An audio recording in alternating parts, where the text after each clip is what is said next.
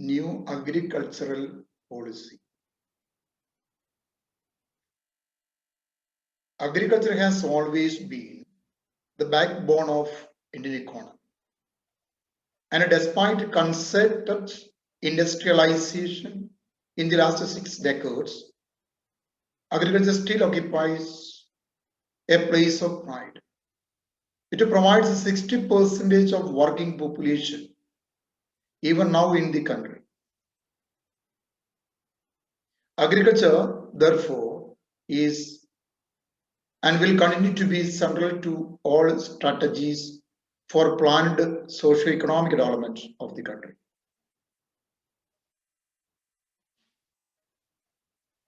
Indian agriculture has since independence made rapid strides in taking the annual food grain production from 51 million tons in early 50s to 206 million tons at the turn of this century.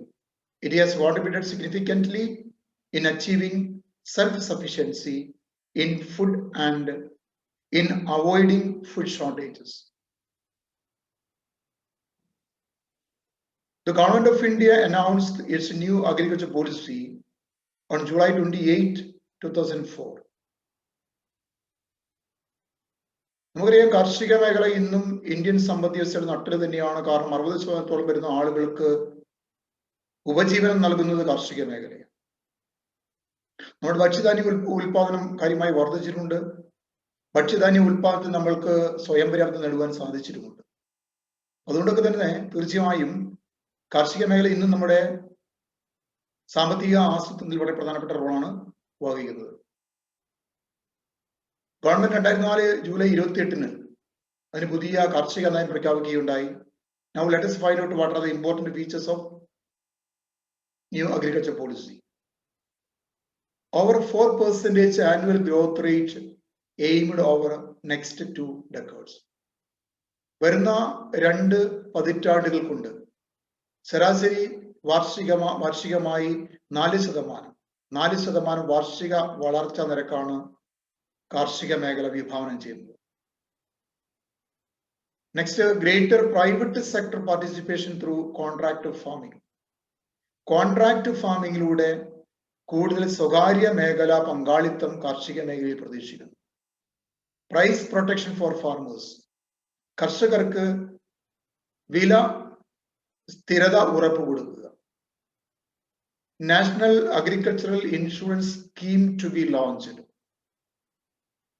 കാർഷിക മേഖലയുമായി ബന്ധപ്പെട്ട ഒരു insurance scheme government launch ചെയ്തിട്ടുണ്ട്. മറ്റൊന്ന്, dismantling of restrictions on movement of agricultural commodities throughout the country. രാജ്യത്തിനുള്ളിൽ കാർഷിക ഉൽപ്പന്നങ്ങൾ കൊണ്ടുപോകുന്നതിനുള്ള എല്ലാ തടസ്സങ്ങളും നീക്കുക. Rational utilisation of country's water resources for optimum use of irrigation potential. ജലസേചനത്തിന് ആവശ്യമായ വിഭവങ്ങളെ വിനിയോഗിക്കുക എന്ന ലക്ഷ്യത്തോടു കൂടി ഉള്ള ഗവൺമെന്റ് സമീപനം. മറ്റൊന്ന്, high priority to development of animal husbandry, poultry, dairy and aquaculture. കൂടുതൽ മുൻഗണന നൽകുന്നത് കന്നുകാലി വളർത്തലും കോഴി വളർത്തലും അതുപോലെ തന്നെ മത്സ്യ വളർത്തൽ, ഇങ്ങനെയുള്ള മേഖലകൾക്ക് കൂടുതൽ പ്രാധാന്യം നൽകുക. മറ്റൊന്ന്, capital inflow and assured markets for crop production. അത് കാർഷിക ഉൽപ്പന്നങ്ങൾക്ക് ആവശ്യമായ സുരക്ഷിതമായ മാർക്കറ്റുകൾ ഉറപ്പാക്കുക, അതിനാവശ്യമായ മൂലധനം പ്രൊവൈഡ് ചെയ്യുക. Extension from payment of capital gains tax on compulsory acquisition of agricultural land. പൊതുവായ ആവശ്യങ്ങൾക്ക് വേണ്ടി ഗവൺമെന്റ് എപ്പോഴെങ്കിലുമൊക്കെ കാർഷിക ഭൂമി ഏറ്റെടുത്തു കഴിഞ്ഞാൽ അതിന് ഈടാക്കിക്കൊണ്ടിരുന്ന ക്യാപിറ്റൽ ഗെയിൻസ് ടാക്സ് ഒഴിവാക്കി. Minimise fluctuations in commodity prices. കമ്മോഡിറ്റിയുടെ വിലയിലുണ്ടാവുന്ന ഉയർച്ച താഴ്ചകളെ പരമാവധി കുറയ്ക്കുക, ലഘൂകരിക്കുക. Continuous monitoring of international prices. അന്തർദേശീയ വില നിലവാരം നിരന്തരമായി വീക്ഷിക്കുക. plant varieties to be protected through legislation. വിവിധ വിഭാഗങ്ങളിൽ വരുന്ന ഇനങ്ങളെ, സസ്യ ഇനങ്ങളെ സംരക്ഷിക്കുന്നതിനുള്ള നിയമനിർമ്മാണം. Adequate and timely supply of quality inputs to farmers. കർഷകർക്ക് ആവശ്യമായിട്ടുള്ള ഇൻപുട്സ് കൃത്യസമയത്ത് ക്വാളിറ്റിയിലെ ഇൻപുട്സ് ലഭ്യമാക്കുക. High priority to rural electrification. ഗ്രാമീണ മേഖലയുടെ വൈദ്യുതീകരണത്തിന് ഉയർന്ന പ്രാധാന്യം. Setting up of agro processing units and creation of farm employment in rural areas. Processing യൂണിറ്റും അതുപോലെ തന്നെ ഓഫ് ഫാം എംപ്ലോയ്മെന്റ് ഗ്രാമീണ മേഖലയിൽ പ്രൊവൈഡ് ചെയ്യുക. So the policy seeks to promote technically sound, economically viable, environmentally non-degrading and socially acceptable use of country's natural resources.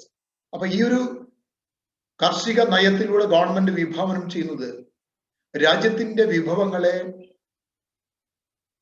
ഉയർന്ന സാങ്കേതിക തലങ്ങളിലും അതുപോലെ സാമ്പത്തികപരമായി നമുക്ക് ഉൾക്കൊള്ളാൻ പറ്റുന്ന, എൻവയോൺമെന്റലായി നമുക്ക് കാര്യമായ പൊല്യൂഷൻ ഉണ്ടാക്കാത്ത, സാമൂഹികമായി നമുക്ക് സ്വീകാര്യമായ രീതിയിലേക്ക് വിനിയോഗിക്കുക. രാജ്യത്തിന്റെ വിഭവങ്ങളെ എല്ലാ വിഭാഗം ആളുകൾക്കും ലഭിക്കുന്ന രീതിയിൽ രാജ്യത്തിന്റെ മൊത്തത്തിലുള്ള സാമ്പത്തിക വളർച്ച ലക്ഷ്യമിട്ടുകൊണ്ടുള്ള ഒരു കാർഷിക നയമാണ് ഗവൺമെന്റ് അവതരിപ്പിച്ചത്. ഓക്കെ.